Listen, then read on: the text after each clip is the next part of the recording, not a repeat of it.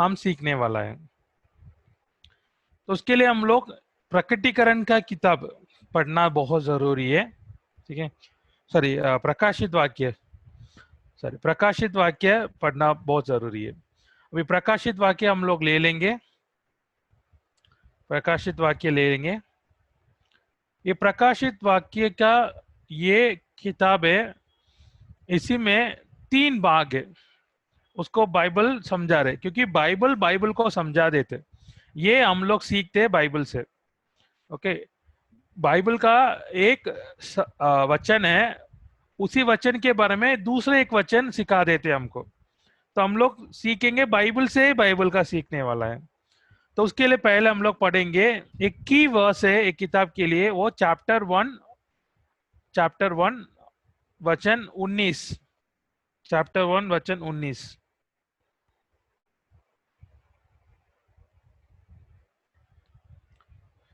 मैं पढ़ता हूं।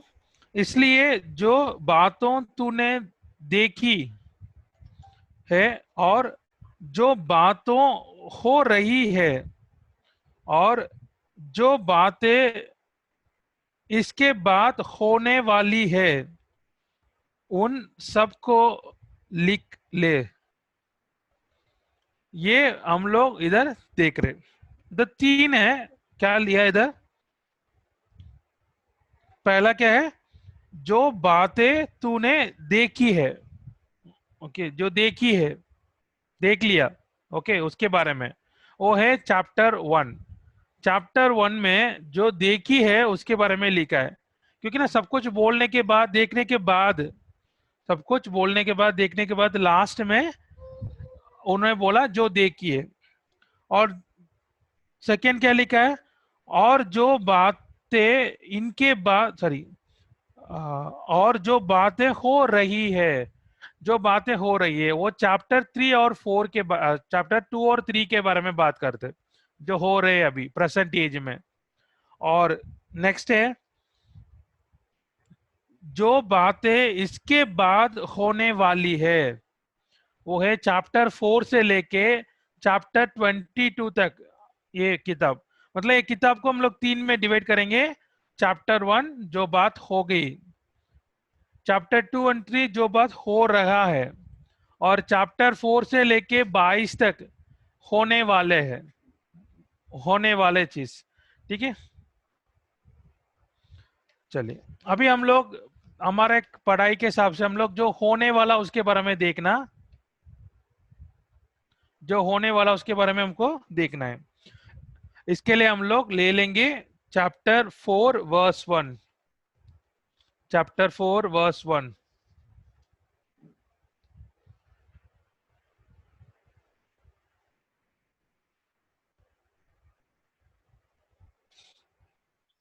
You want someone? Yeah, someone can read, that would be fine. पढ़ना है ब्रदर? हाँ पढ़ लीजिए। 4 का 1। हाँ 4 का 1। इन बातों के बाद जो मैंने दृष्टि की तो क्या देखता हूँ कि स्वर्ग में एक द्वार खुला हुआ है, और जिसको मैंने पहले तुरही के से शब्द से अपने साथ बातें करते सुना था, वही कहता हूँ, यहाँ ऊपर आ जा, और मैं वे बातें तुझे दिखाऊंगा जिनका इन बातों के बाद पूरा होना आवश्यक है। ठीक है, तो यहाँ पे जो चीज हो रही, इन बातों के बाद, ओके, चैप्टर 2 और 3 के बाद क्या हो रहा है? अभी ये स्वर्ग जा रहे, एक द्वार खुला खुला हुआ है, एक द्वार स्वर्ग में खुला हुआ है। वो द्वार के द्वारा ये योना योना प्रेरित है, वो गया उधर, कि वो जाके उधर लिखने वाला है क्या चीज। ठीक है, उधर जाके वो देखने वाला है। एक एक चीज है, वो है वहां पे देखेंगे तो परमेश्वर पिता के हाथ में एक चिट्ठी है, परमेश्वर के एक हाथ में एक चिट्ठी है, उसके ऊपर 7 मोहर, ओके, 7 मोहर, 7 सील्स लगा हुआ है। अभी ये सील एक एक वैसा होते, वो पेपर ऐसा रोल करके और उसके ऊपर एक सील लगा देते। जब वो सील लगाया, वो सील में जिसका चिन्ह है या नाम है वो बता देते ये चिट्ठी उनसे आया है करके। और जब वो सील होते मतलब ये बहुत इंपॉर्टेंट एक आवश्यक एक संदेश है, उसके अंदर जो है वो आवश्यक है, इंपॉर्टेंट न्यूज है। और उसको सबके लिए नहीं है, पब्लिकली बोलने के लिए, वो सीधा जिसको मिलना उसको ही है, जो करना वही है। और ये सिक्योर, ओके, ये सुरक्षित है वो संदेश, उसके लिए वो करवा देते लोग। अभी ये 7 सील कौन तोड़ सकते हैं, कौन उसके लिए लायक है, ठीक है, इसके लिए आपको लोग सोच रहे ये कौन कर सकते हैं। तब चैप्टर 5 वर्स 1 to 5 पढ़ेंगे हम लोग।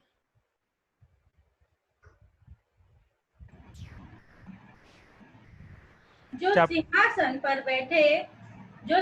पर बैठा था, मैंने उसके दाहिने हाथ में एक पुस्तक देखी जो भीतर और बाहर लिखी हुई थी, और वह 7 मोहर लगाकर बंद की गई थी। फिर मैंने एक बलवंत स्वर्गदूत को देखा जो ऊंचे शब्द से यह प्रचार करता था, यह पुस्तक के खुलने और उसकी मोहरें तोड़ने के योग्य कौन है, परंतु न स्वर्ग में, न पृथ्वी पर, न पृथ्वी के नीचे कोई उस पुस्तक को खोलने या उस पर दृष्टि डालने के योग्य निकला। तब मैं फूट फूट कर रोने लगा, क्योंकि उस पुस्तक के खोलने या उस पर दृष्टि डालने के योग्य कोई न मिला। इस पर उन प्राचीनों में से एक ने मुझसे कहा, मत रो, देख, यहूदा के गोत्रों का यह सिंह जो दाऊद का मूल है, उस पुस्तक को खोलने और उसकी 7 मोहरें तोड़ने के लिए जयवंत हुआ है।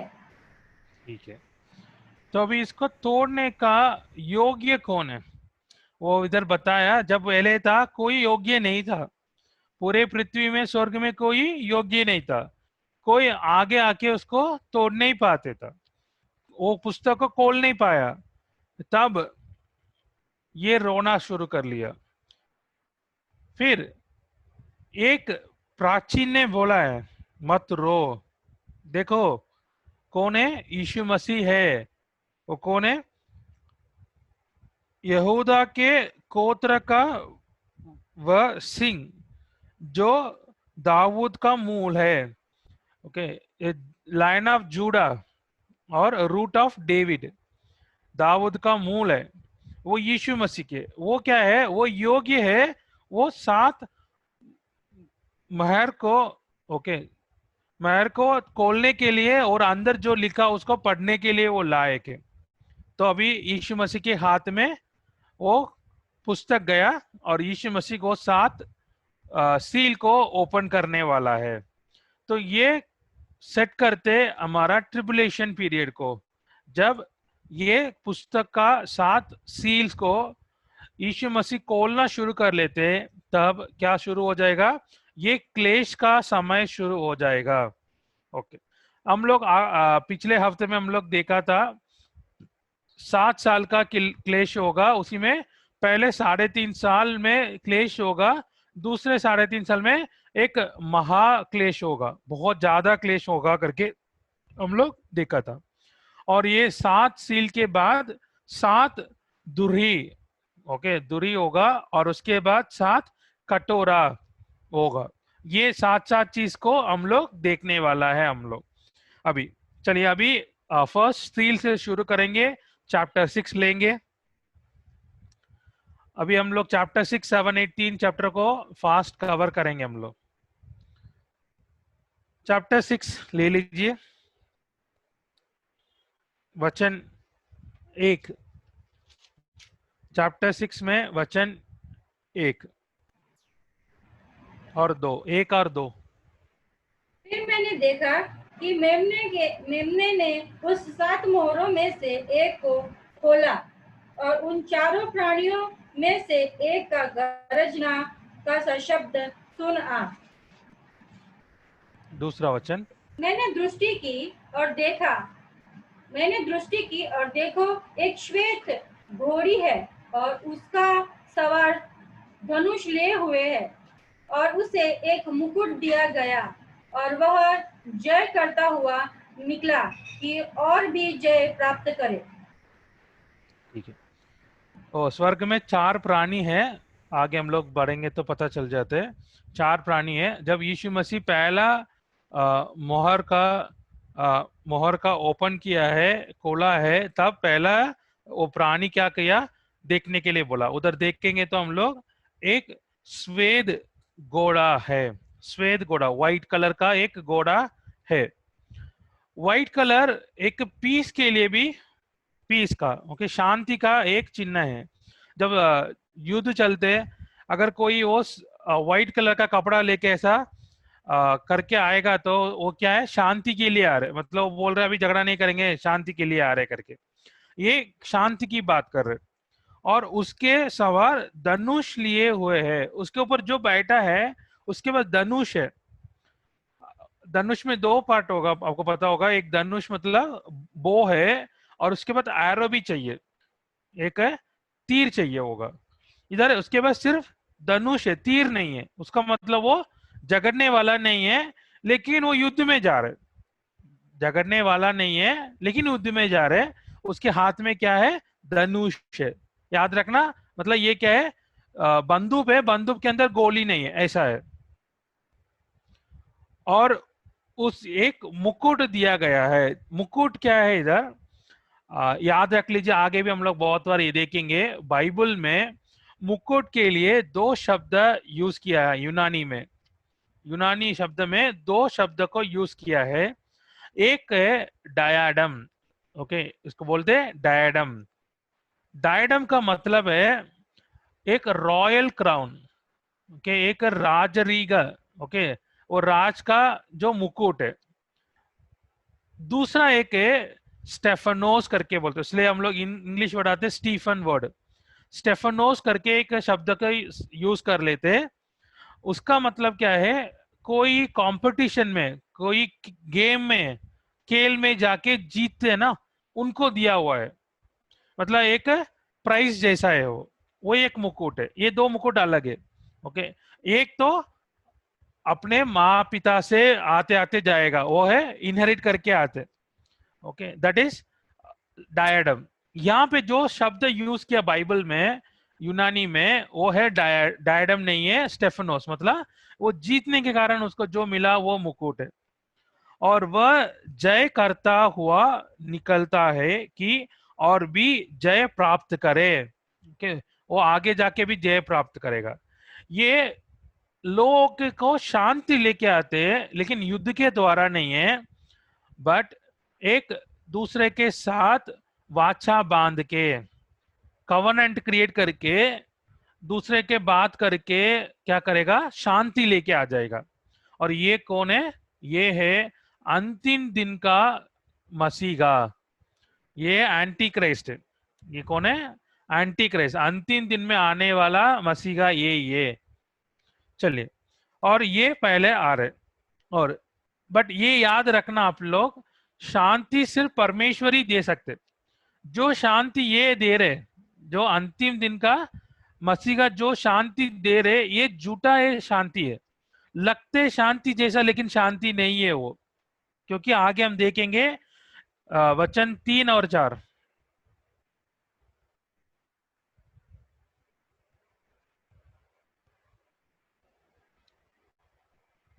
वचन 3 और 4।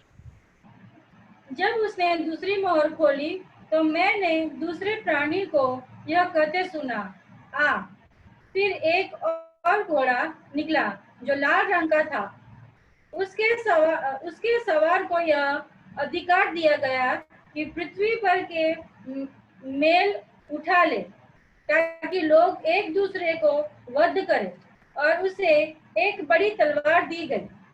ठीक है, अभी दूसरा मोहर मोहर खोलने से एक लाल कलर का, ओके, लाल रंग का एक घोड़ा निकला था।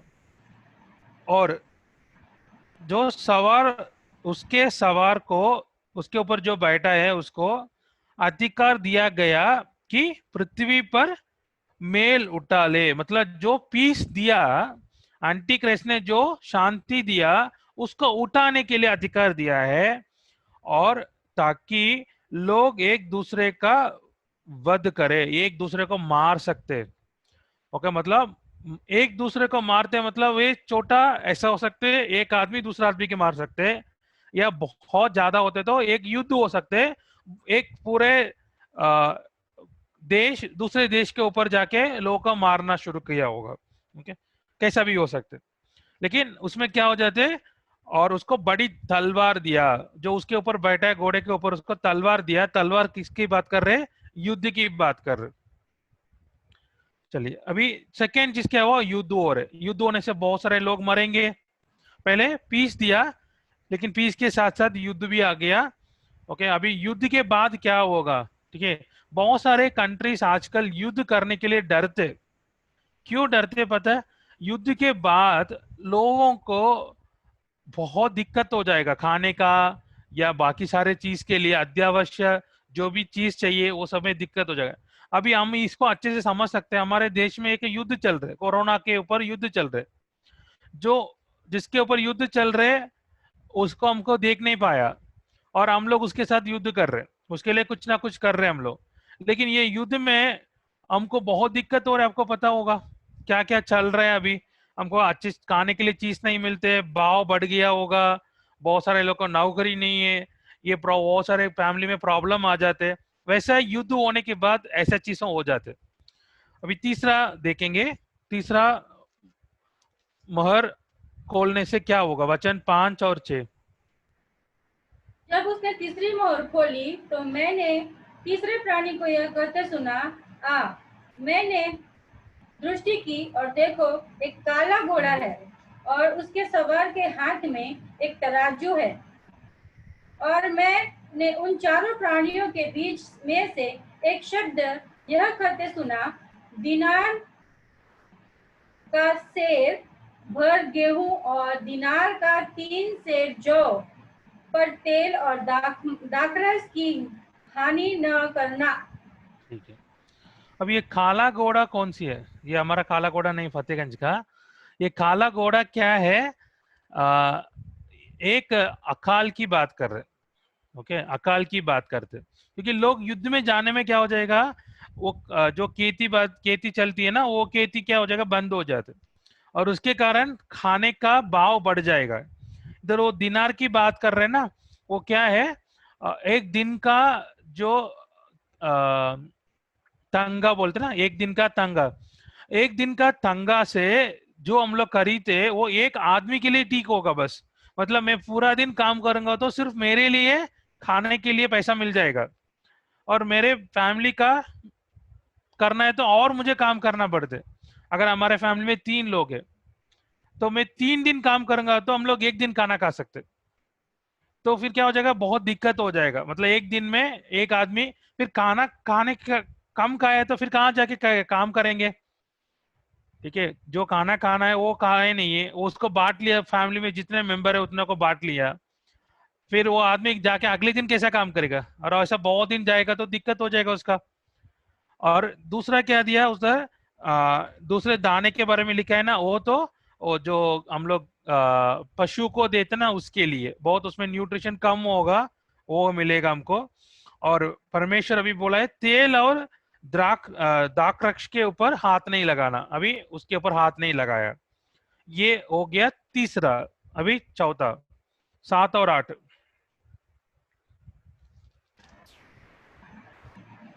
जब उसने चौथी मोहर खोली तो मैंने चौथे प्राणी का शब्द यह कहते सुना, आ। मैंने दृष्टि की और देखो, एक पीला सा घोड़ा और उसके सवार का नाम मृत्यु है, और अंधलोक उसके पीछे पीछे है। और उन्हें पृथ्वी की 1/4 पर यह अधिकार दिया गया कि तलवार और अकाल और मरी और पृथ्वी के वन पशुओं के द्वारा लोगों को मार डाले। ठीक है, ये चौथा है, एक पीला सा घोड़ा। पीला सा घोड़ा मतलब जब कोई मरते ना, वो मरने के बाद उनका शरीर का कलर क्या होगा, वो है पीला सा। ठीक है, एकदम वो क्या हो जाते, एकदम गोरा जैसा हो जाते वो लोग, एकदम एक थोड़ा डिफरेंट जैसा एक गोरा बनेगा, वो ऐश कलर का बन जाएगा उनका फेस, वो है पीला सा है। मतलब ये मरण की बात कर रहे, ओके, मृत्यु की बात कर रही है। और मृत्यु के साथ साथ कौन आ रहे हैं, अधोलोक। ओके, अधोलोक मतलब हेडस, अधोलोक मतलब हेडस, हेडस साथ साथ में आ रहे हैं, मतलब मरे वो लोग जाने वाला जहां का नाम है हेडस, अधोलोक। फिर अधोलोक में दोनों साथ में आ रहे और उनको अधिकार दिया गया, कैसा, तलवार, अकाल, मरी और पृथ्वी के वन पशुओं के द्वारा लोगों को मार डालना। मतलब बहुत सारे चीज मनुष्य को मारने वाला है, युद्ध, तलवार, अकाल, और जो आ, वन पशु है, ओके, जो भी वाइल्ड एनिमल्स है, वो भी क्या करेगा, मारने वाला है। बहुत सारे लोग ये मर जाते बाय दिस टाइम। अभी देख लिए अंतिम दिन का मसीहा आके बोला क्या है, शांति देता हूं मैं, लेकिन शांति शांति जैसा नहीं है, लोग बहुत लोग मार रहे, एक दूसरे के ऊपर क्या कर रहे, झगड़ा चल रहे। ये चार की बात कर रहे। फिर पांचवा में जाएंगे, पांचवा में देंगे जाएंगे तो वचन 9 से लेके 11 तक पढ़ेंगे। तब उसने पांचवी मोहर खोली तो मैंने वेदी के नीचे उनके प्राणों को देखा, जो परमेश्वर के वचन के कारण और उस गवाह के कारण जो उन्हें दी गई थी वध किया गए थे। उन्होंने बड़े शब्द से पुकार कर कहा, हे स्वामी, हे पवित्र और सत्य, तू कब तक न्याय न करेगा और पृथ्वी के रहने वालों से हमारे लहू का बदला कब तक न लेगा। उसने उनमें से हर एक को श्वेत वस्त्र दिया गया और उससे कहा गया कि और थोड़ी देर तक विश्राम करो, जब तक कि तुम्हारे संगी दास और भाई जो तुम्हारे समान वध होने वाले हैं उनकी भी गिनती पूरी न हो ले। ठीक है, हमको पता है अभी कलिसिया इस समय जो बाइबल में की बात कर रहे हैं, उस समय कलिसिया तो चला गया, अभी स्वर्ग में है कलिसिया उसके ये वचन के अनुसार। और इस समय जो वचन में लिखा है इधर, जो मरा हुआ लोग है वो है, बहुत सारे लोग आज परमेश्वर का वचन सुना है, बहुत सारे लोग आज कलिसिया में आते हैं, कलिसिया मतलब जो जहां हम लोग मिलते हैं उधर आते हैं, सुनते हैं, लेकिन वो सच में परमेश्वर की स्वीकार नहीं किया होगा। सो ऐसा वाले लोग, या जो लोग परमेश्वर के वचन पहले से सुना, ये सब लोग तो यहाँ पे रह जाते, उन लोग स्वर्ग नहीं जाएंगे। जब वो लोग इधर रह जाते, ये सब देखेंगे, वो लोग क्या करेंगे, सच में यीशु मसीह के ऊपर विश्वास रखना शुरू कर लेते। जब यीशु मसीह के ऊपर विश्वास करेंगे, तब उस समय बहुत सारे लोगों को मार देते। अभी जब समझ लीजिए यीशु मसीह के ऊपर कोई विश्वास किया इस समय पे, और इस समय मतलब जो क्लेश के समय पे विश्वास किया, और युद्ध चल रहे, और बहुत सारे तलवार, अकाल, इसमें बहुत लोग मरने वाला है, उसमें बहुत सारे विश्वासी लोग मरेंगे। ये विश्वासी कौन है, कलीसिया उठाने के बाद जो बन जाते वो विश्वासी, याद रखना, ये अभी का विश्वासी नहीं है, ओके, प्रेजेंट एज का, ये युग का विश्वासी लोग नहीं है, ये कलीसिया स्वर्ग जाने के बाद, उड़ाने के बाद जो लोग यहाँ पे रह के अंतिम दिन मसीहा के समय पे यीशु मसीह को स्वीकार करेंगे, वो विश्वासी लोग है। इनको हम लोग कहते हैं ट्रिबुलेशन सेंट्स, इनको कहते हैं ट्रिबुलेशन सेंट्स, मतलब क्लेश का समय का पवित्र लोग, ओके, विश्वासी लोग। ये लोग का आत्मा, प्राण, ओके, ये परमेश्वर के वेदी के नीचे से चिल्ला रहे, क्या बोल रहे, कब तक आप न्याय लेके आएंगे, क्योंकि वो रक्त होते ना, हमेशा वो रक्त बात करते, बाइबल में लिखा है जो लघु है, लघु बात करेगा। जब केन केन एबल को मारा है, एबल को मारा है केन, एबल का वो लघु है, वो परमेश्वर के ऊपर क्या कर रहे, चिल्ला रहे, अरे मेरे भाई मुझे मार दिया करके वो चिल्ला रहे, मतलब बात कर रहे। वैसा यीशु मसीह का लघु बात कर रहे, हमारे पाप के लिए वो बात कर रहे। जैसा इधर भी जो लोग मरा है उनकी बात कर रहे इधर, ओके, परमेश्वर के वचन के कारण और उस गवाही के कारण जो उन्होंने दी, वध किया गया थे वो लोग। और यीशु मसीह परमेश्वर क्या बोल रहे हैं, शांति हो जाओ, क्योंकि एक नंबर रखा है, परमेश्वर गिनती रखा है, वो पूरी होने दो। मतलब परमेश्वर एक नंबर सेट करके रखा, इतने लोग ये क्लेश के समय पे मरना है, ओके।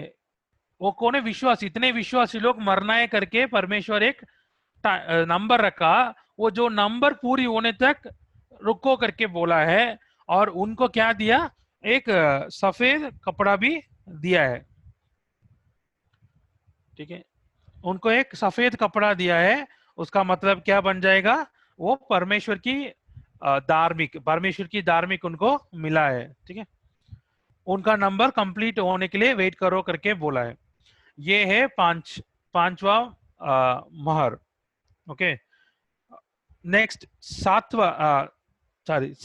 सिक्स्थ वाला देखेंगे हम लोग, वचन 12 से लेके 17 तक।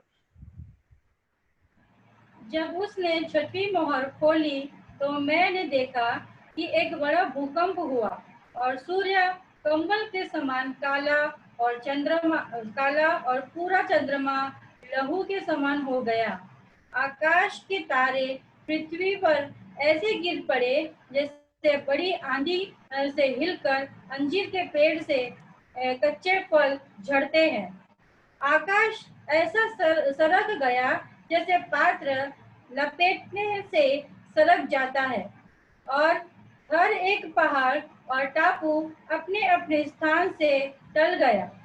तब पृथ्वी के राजा और प्रधान और सरदार और धनवान और सामर्थी लोग और हर एक दास और हर एक स्वतंत्र पहाड़ों की खोहो में एक चट्टान में जा छिपे और पहाड़ों और चट्टानों से कहने लगे, हम पर गिर पड़ो और हमें उसके मुंह से जो सिंहासन पर बैठा है और मेमने के कोप से छिपा लो, क्योंकि उनमें उनके प्रकोप का भयानक दिन आ पहुंचा है। अब कौन ठहर सकता है? ठीक है, ये प्रकाशित वाक्य किताब हमारे समय पे अभी पढ़ते वक्त हमको और ज्यादा समझ सकते हैं हम लोग, क्योंकि आजकल जो चल रहा है वो जब वो सुनेंगे तो आपको ये सब ना इजीली समझ में आ जाता है। आपको पता होगा आज राजकोट में एक भूकंप हुआ है, और ये महीने में ये 3 बार हो चुका है पहले से, ये 15 दिन में वो 3 बार हो चुका है। और कच्छ की तरफ, राजकोट कच्छ की तरफ आजकल भूकंप होना एक नॉर्मल चीज हो गया।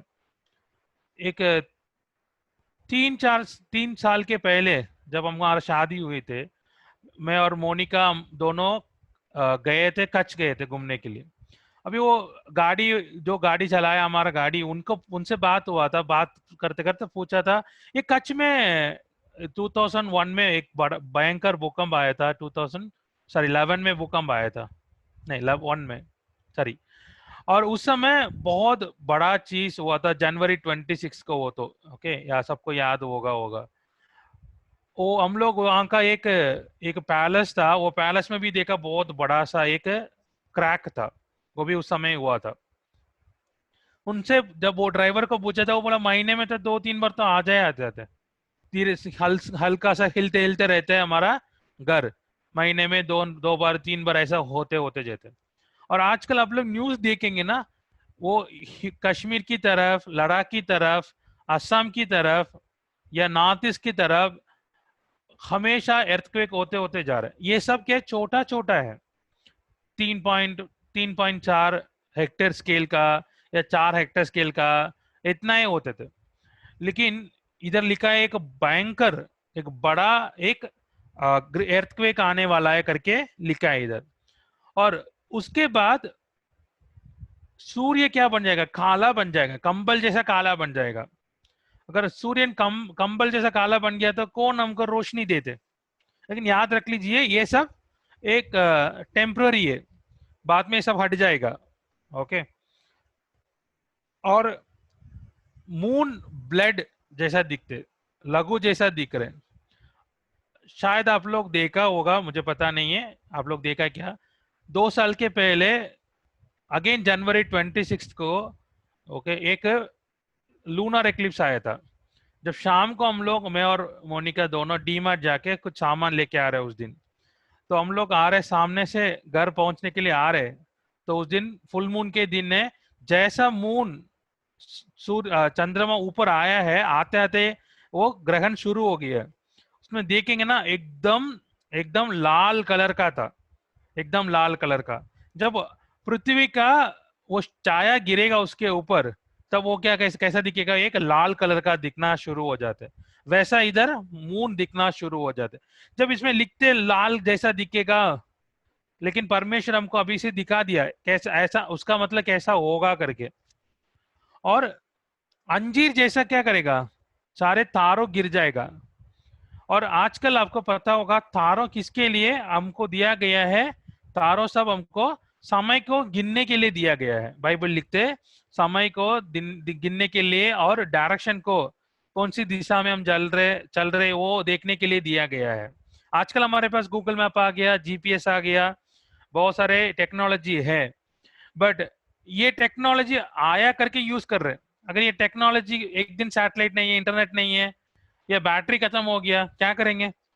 अगर आपको पहले से ये एस्ट्रोनॉमी पता है थोड़ा बहुत, कौन सी तरफ से क्या दिखते, वो आपको हेल्पफुल होगा। बट उस समय क्या हो जाएगा, ये सब गिर जाएगा। तब क्या लोगों अगर कहीं पे इधर उधर हो गया, तब वो लोग ना कहाँ से कहाँ जाना पता नहीं चलेगा, कि कौन सी डायरेक्शन है मैं आया, कहाँ है मैं, ओके कहाँ जाना है, और कुछ सब कुछ पता नहीं चलेगा उनको। फिर द स्काई रोल्ड अप, जो आसमान है वो रोल हो जाएगा। ऐसा उसका मतलब है, हम लोग बोलते साइंस में बहुत सारा एटमॉस्फेयर है। ओके, उसका अलग अलग नाम बोलते हैं, स्ट्रेटोस्फियर, ट्रोपोस्फियर, मीसोस्फियर, ओके ऐसा आइनोस्फियर करके अलग अलग नाम बोलते हैं। ऐसा उसी में एक और दो लेयर क्या हट जाएगा, उसके कारण हमारे पृथ्वी के ऊपर हमको बहुत सारे ये क्लाइमेट चेंज हो सकते। और पहाड़ और जो आइलैंड्स है ये सब क्या जाएगा, मूव हो जाएगा। चट्टान चट्टान है बहुत स्थिर वाला है। ओके, लोग क्या करेंगे, कुछ गड़बड़ होते तो क्या करेंगे, चट्टान के ऊपर जाने के लिए चढ़ते, क्योंकि बाढ़ आते तो भी चट्टान से बच सकते, या कोई दूसरा कुछ खतरा आएगा तो चट्टान हेल्प करेगा। और आइलैंड में, द्वीप में क्या हो जाएगा, अब चारों तरफ पानी होगा, आप थोड़ा बच सकते मेन आइलैंड से। ठीक है, तो ये सब क्या हो जाएगा, मूव हो जाएगा, इधर इधर हो जाएगा। सो लोगों का क्या, मैप गड़बड़ हो जाएगा और ज्योग्राफी गड़बड़ हो जाएगा। तो लोगों के पास जो भी नॉलेज होगा वो यूजफुल नहीं है। तो लोग कहाँ जाना, किधर है, कैसा है, किसी को पता नहीं चलते। तब वो लोग क्या करेंगे, अभी कहाँ है कैसा है कुछ भी पता नहीं चलते, तो लोग अभी एक प्रार्थना शुरू कर रहे हैं। सभी लोग, पूरे दुनिया मिलके प्रार्थना करने वाला है, पूरा दुनिया मिलके प्रार्थना करने वाला। लेकिन प्रॉब्लम क्या है, इधर प्रार्थना वो लोग गलत प्रार्थना कर रहे। ये वो धनवान है, जब हेडस में जाके अधोलोक में जाके जब वो गलत प्रार्थना किया, वैसा ये लोग भी गलत प्रार्थना कर रहे। ये लोग किससे प्रार्थना करना, परमेश्वर के ऊपर। परमेश्वर से प्रार्थना करना, हमको बचा दो, परमेश्वर को बचा सकते हैं। लेकिन ये लोग क्या कर रहे हैं, किसके जाके बोलते हैं, किसको बोल रहे हैं इधर, ये लोग चट्टान को बोल रहे हैं। ओके, और पहाड़ों और चट्टानों से कहा, कहने लोग, ओके, चट्टान पे, वो माउंटेन और रॉक्स के पास जाके लोग बोल रहे हैं। लेकिन प्रार्थना किसको करना था, परमेश्वर को करना था। क्या बोला है, हम पर गिर पड़ो, हमको मार दो। क्यों मारना, क्योंकि ये मेमने के प्रकोप से छिपा लो। ओके, मेमने यीशु मसीह का क्रोध से हमको बचा लो, इसलिए हमको मार दो करके बोल रहे हैं। लेकिन इनका प्रार्थना ऐसा होना था, परमेश्वर के ऊपर जाके परमेश्वर को बोलना था, हमको बचा लो, हम आपको स्वीकार करते करके बोलना था। लेकिन देख लेना, लोग उधर भी जाके क्या कर रहे हैं, गलत प्रार्थना कर रहे, गलत लोग के पास क्या कर रहे, प्रार्थना कर रहे। तो अभी 6 मुहर, ओके, 6 मुहरा में क्या हो गया, बहुत सारे चेंजेस आ गया। अब इधर पहला दूसरा तीसरा चौथा में क्या हो गया, 3.5 साल चला गया। पहले 3.5 साल उधर ही निकल गया है, और बाकी सब 3.5 साल की चलने वाला है। अब सिक्स छठवां है और 7वां है, ये दोनों के बीच में और एक बड़ा घटना होने वाला है, वो है चैप्टर 7। चैप्टर 7 में होने वाला क्या, बीच में एक घटना, वो 6 और 7 के बीच में। चैप्टर 7 में हम लोग देखेंगे तो पहला दूसरा तीसरा चौथा वचन इसमें देखेंगे तो आप उधर देख सकते हैं, 4 स्वर्गदूत 4 पृथ्वी के 4 कोने में 4 हवा को पकड़ के बैठा है। ठीक है, 4 आप देख सकते हैं, 7 का पहला दूसरा तीसरा चौथा, उसमें लिखा है, इनके बाद मैंने पृथ्वी के चारों कोने पर 4 स्वर्गदूत खड़े देखे, वे पृथ्वी के चारों हवा को दामने हुए दे, ताकि पृथ्वी या समुद्र या किसी पेड़ पर हवा ना चले। पूरा हवा को पकड़ के बैठा है। अभी देख, आपको पता होगा कभी कभी हवा नहीं चलते तो हमको क्या लगते, हवा तो है, ऑक्सीजन तो है, लेकिन सर्कुलेशन नहीं होते तो हमको बहुत लगते। फिर क्या करेंगे, चलो बाहर तो हवा नहीं है, चलो फैन चालू करवा दो। अगर एक दिन हवा भी नहीं है और बिजली भी नहीं है, फिर क्या हो जाते हैं, और परेशान हो जाएंगे, फिर किताब निकालेंगे या कुछ निकाल के ऐसा करना शुरू कर लेते। क्यों ऐसा करते हैं, क्योंकि हवा थोड़ा चलना चाहिए, तभी तो हम लोग श्वास ले सकते। हमारे तरफ जो हम लोग निकालते हैं वो कार्बन डाइऑक्साइड हमारे पास ही रहेगा, और ऑक्सीजन को हमारे पास लेके आना, उसके लिए तो हवा को थोड़ा सर्कुलेट करना पड़ता है। जब ये नहीं होगा हमको बहुत सफोकेशन शुरू हो जाते। अभी पूरा पृथ्वी में क्या होगा, एक सफोकेशन शुरू हो जाएगा इसके कारण। तब और एक स्वर्गदूत कहां से आ रहे, वो पूरब की तरफ से आ रहे। पूरब की तरफ मतलब जिस तरफ से सूर्य उड़ते, ओके, आएगा, सनराइज होगा, उस तरफ से एक आया, उसके हाथ में एक सील है। जब वो सील है, सील में जिसका नाम लिखा है, ठीक है, और उसका वो जाके किस में छिपा देते हैं, अपने नाम को, सील को छिपाते, वो उनका बन जाएगा। जैसा अभी देख लीजिए, ये मेरा बाइबल है, अभी मैं बाइबल कुछ पैसा देके खरीद लिया, खरीदने के बाद मैं क्या करता हूँ, इसके ऊपर मेरा नाम लिख लेता हूँ। उसका मतलब क्या है, ये मेरा है। अभी इसके जैसा बहुत सारा हो सकता है, लेकिन ये बाइबल मेरा है। क्यों, इसमें मेरा नाम लिखा है। और कुछ लोग होते हैं, वो लोग अपने सील बना के रखते, नाम लिख के, फोन नंबर लिख के रखते। वो लोग क्या करेंगे, जैसा किताब खरीद लिया, नोटबुक खरीद लिया, वो उसका स्टैंप में लगा के इसमें स्टैंप लगवा देते। वो लिखने के लिए उनका थोड़ा आलसी ज्यादा होगा तो सील लगवा देते, क्योंकि थोड़ा फास्ट भी हो जाते करके। अभी इधर क्या करने वाला परमेश्वर, यहूदी लोग, इज़राइल लोग में 1,44,000 लोगों को क्या करने वाला है, सील करने वाला। जब सील करेंगे वो 1,44,000 लोग है वो परमेश्वर का बन जाएंगे, परमेश्वर की बन जाएंगे। अभी वो वचन देखेंगे, वचन 4, वचन 4। जिन पर मोहर दी गई, मैंने उनकी गिनती सुनी, अर्थात इजरायली की संतानों के सब गोत्रों में से 1,44,000 पर मोहर दी गई। ओके, 1,44,000 पर मोहर दी गई। ये लोग कौन है? ये 12 गोत्र है, इजराइल का 12 गोत्र है। वो 12 गोत्र इसमें लेके सब में 12,000 लोग लिया, उनको सील करवाया। उसमें आप देखेंगे तो पहला है कौन है, कौन पहला लिखा है इधर? यहूदा। लेकिन यहूदा पहला बच्चा नहीं था इजराइल का। यहूद इजराइल का पहला बच्चा कौन है? हम लोग जेनेसिस पढ़ा था क्विज के लिए। कौन है पहला बच्चा? वो रूबन। कौन है पहला? वो रूबन। रूबन तो पहला बच्चा है, लेकिन बाइबल किसका नाम पहले लिखते? तीसरा बच्चा का नाम लिखते। ओके, यहूदा, यहूदा से शुरू कर रहे हैं। और इसमें दो नहीं है इसमें। ओके, दो निकाल दिया, वो सब हम छोड़ देंगे, इतना हम डिटेल नहीं देखेंगे। ऐसा 12 गोत्र को उन्होंने सेलेक्ट किया था। ये 12 गोत्र लोग क्या करने वाला है? पूरे दुनिया जाके, पूरे दुनिया जाके सच्चा परमेश्वर को बारे में, उनके उधार के, उन लोग जो उधार देते हैं उसके बारे में ये लोग प्रचार करने वाला है।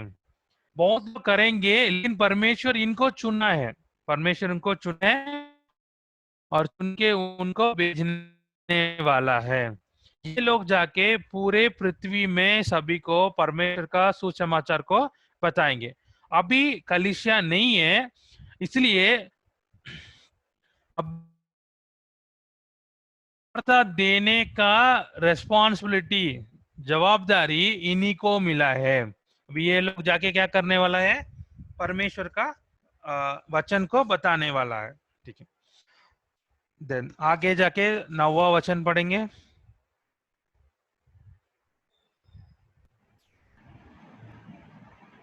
इसके 9वां बाद वचन। इसके बाद मैंने दृष्टि की और देखो, हर एक जाति और कुल और लोगों और भाषा में से एक ऐसी भीड़ जिसे नहीं सकता था, श्वेत वस्त्र पहने और अपने हाथों में खजूर की डालियां लिए हुए सिंहासन के सामने और मेमने के सामने खड़े हैं। ठीक है, ये एक दृष्टांत है। इधर क्या कर रहे हैं? बहुत सारे लोग, कहाँ कहाँ से? हर एक जाति, कुल, लोग और भाषा। इसका मतलब है पूरे पृथ्वी में जितने अलग अलग जाति, अलग अलग भाषा वाले या लोग होते, कुल होते, जो भी है, सभी लोग कहाँ होते? सभी में से कुछ लोग क्या होते? स्वर्ग में रहते। मतलब गुजराती कोई लोग होते, माची लोग होते, पटेल लोग होते, तमिलियंस होते, केरलेट्स होते, नायर होते। ठीक है, या और बोलेंगे तो या किस्ती लोग होते, फ्रांसिस लोग होते, ये ठीक है। और ऐसा बहुत सारे लोग होते, अलग अलग जाति का लोग रहते। तो ऐसा बहुत सारे लोग उधर रहेंगे। उन लोग कपड़ा, व्हाइट कपड़ा पहना है, मतलब क्या? परमेश्वर का धार्मिकता उनके ऊपर है। और वो लोग क्या कर रहे हैं? खजूर का वो पेड़ को क्या कर रहे हैं? ऐसा हिला रहे, मतलब सेलिब्रेशन कर रहे हैं। ये लोग कौन है? ये लोग कौन है? वचन 13 पढ़ेंगे। इस पर प्राचीनों में से एक ने मुझसे कहा, ये श्वेत वस्त्र पहने हुए कौन है और कहाँ से आए हैं? और 14 नेक्स्ट। मैंने उनसे कहा, हे स्वामी, तू ही जानता है। उसने मुझसे कहा, ये वे हैं जो उस महाक्लेश में से निकल कर आए हैं। इन्होंने अपने अपने वस्त्र मेमने के लहू से धोकर श्वेत किया है। ठीक है, ये महाक्लेश से आया हुआ है, मतलब ये महाक्लेश के समय की मरे हुए विश्वासी लोग है। ये सब लोग उधर खड़ा है, इधर सभी लोग है। ओके, और उनको क्या होगा वो 15 16 17 में लिखा है। उनको क्या होगा करके 15 16 17 में लिखा है। उनका आंसू पोंछेंगे और उनका वो लोग हमेशा परमेश्वर के मंदिर में रहेंगे और उनको कभी भूख नहीं लगेगा, कभी प्यास नहीं लगेगा, और सूर्य उनके ऊपर डालते नहीं, गरम नहीं डालते, और वो लोग परमेश्वर के सामने रहेंगे और परमेश्वर उनका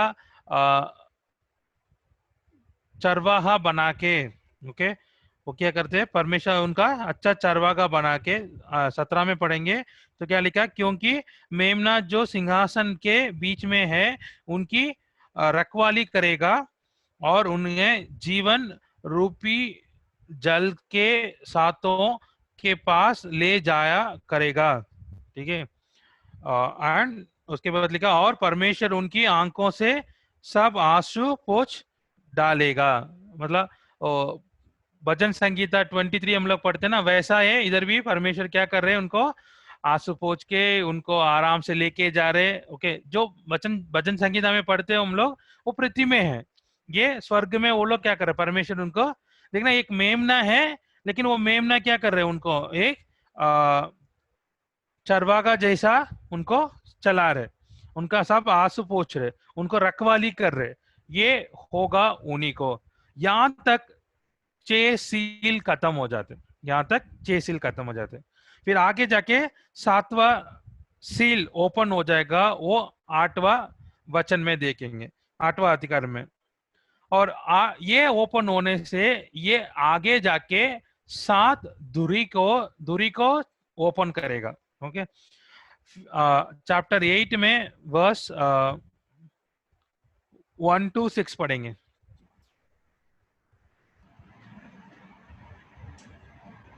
जब उसने सातवीं मोहर खोली तो स्वर्ग में आधे घंटे तक सन्नाटा छा गया। तब मैंने उस सातों स्वर्गदूतों को देखा जो परमेश्वर के सामने खड़े रहते हैं, और उन्हें 7 चूल्हें दी गई। फिर एक और स्वर्गदूत सोने का धूपदान लिए हुए आया और वेदी के निकट खड़ा हुआ, और उनको बहुत धूप दिया गया कि सब पवित्र लोगों की प्रार्थनाओं के साथ सोने की उस वेदी पर जो सिंहासन के सामने है चढ़ाए। उन धूप का धुआं पवित्र लोगों की प्रार्थनाओं सहित स्वर्गदूतों के हाथ से परमेश्वर के सामने पहुंचा गया। तब स्वर्गदूत ने धूपदान लेकर उसकी वेदी की आग भरी और पृथ्वी पर डाल दी, और गर्जन और शब्द और बिजलियां और भूकंप होने लगे। आगे नहीं, बस जब 7वां सील ओपन किया, एक सन्नाटा हुआ। कितने घंटे का? आधे घंटे का सन्नाटा, 30 मिनट का सन्नाटा हुआ है। और उस समय क्या हुआ है, 7 दूरी दिया गया है, दे रहे दूरी दे रहे, और एक सोने का धूपदान लेके एक स्वर्गदूत आया। उसी में क्या कर रहे, उसमें धूप डाल रहे। वो धूप क्या है? धूप विश्वासी लोगों का प्रार्थना है। धूप क्या है? विश्वासी लोगों का, पवित्र लोगों का प्रार्थना है। वो प्रार्थना को डाल के क्या कर रहे, परमेश्वर के सामने ऐसा कर रहे। तब वो पूरा एरिया में क्या रहा, वो धूप भर गया। वो करने के बाद क्या कर रहे, वापस वो वेदी में जा रहे और उसी में आग डालते। फिर वो आग को क्या करे, पृथ्वी के ऊपर फेंक दिया। जब पृथ्वी के ऊपर वो फेंका तब पृथ्वी में क्या हो रहे, एक थंडर। ठीक है, तब स्वर्गदूत ने धूपदान लेकर उसमें वेदी के आग भरी और पृथ्वी पर डाली थी। तब क्या हो रहा है, और गर्जन और शब्द और बिजलियां और भूकंप होने लगा। पता नहीं आप लोग कल क्या सुना देखा, मैं तो हम लोग तो देखा क्या बिजली था, और हमारे सारे दरवाजा, हमारे सारे विंडोज थोड़ी देर के लिए हिलते हिलते था, पूरे हिला था सच में। आप लोग महसूस किया होगा, कुछ लोग पता नहीं है। एकदम बिजली आया था, लगा घर के अंदर लाइट चालू था, फिर भी और ज्यादा प्रकाश हो गया था। एक सेकेंड के लिए बिजली कड़का, और क्या आया था, आवाज आया था, गर्जन, गर्जन आया था। और गर्जन में एकदम दरवाजा सब ना हिलने लग गया। ओके, एकदम दरवाजा बंद है, खिड़की बंद है क्योंकि बारिश हो रहे करके, फिर भी सब क्या हो रहे हैं, एकदम हिल रहे, ट्रम्पर हो रहे। और सिर्फ भूकंप नहीं हुआ था कल, ठीक है। अगर ये सब होते तो कैसा होगा, परमेश्वर देखे हमको सब कुछ हम दिखा दिया। ये सब जो हम लोग आज देखा या कल देखा, ये कुछ नहीं है आने वाला समय होने के लिए, कुछ नहीं है। ये सब ये ट्रेलर है। हम लोग सब क्या देख रहे, ट्रेलर देख रहे। सब कुछ होने वाला क्या, वो बहुत भयंकर। लेकिन परमेश्वर इतना अच्छे है, हमको बचा लिया, और हम लोग ये सब में जाने वाला नहीं है। हम विश्वासी लोग पहुंचने वाला स्वर्ग, इसके पहले शायद वहां से हम लोग ये सब देखेंगे या पता नहीं है। फिर भी परमेश्वर ने हमको बोल दिया ये सब। ओके, ये 7 सील ओपन होने में क्या होते करके। फिर अगले हफ्ते हम लोग क्या करेंगे, मत्ती का स्वार्थ, भी मत्ती का स्वार्थ 24 इसके साथ हम लोग पढ़ना है। इसके लिए मैं आपको सिर्फ उसका आइडिया बता देता हूं। उधर आप मत्ती का स्वार्थ में वचन 1 से लेके 31 तक पढ़ के रख दीजिए। 1 के लेके 31, तो महीना जैसा जुलाई का महीना में 1 दिन से 31 तक होता है ना, वैसा पहला पहला वचन से 31 वचन तक, चैप्टर 24, मत्ती का स्वार्थ चैप्टर 24 वर्सेस 1 to 31, ये पढ़ के आ जाइए। ये एक छोटा सा रेवलेशन है। रेवलेशन में जो हो रहा है सब कुछ परमेश्वर ने एक छोटा सा बता दिया, सब कुछ ना शॉर्ट वे में। तो ये हम लोग अगले हफ्ते में इसको भी दे के हम लोग आगे जाएंगे। आगे क्या क्या होगा ये सब घटना को हम लोग देखेंगे। आइए हम प्रार्थना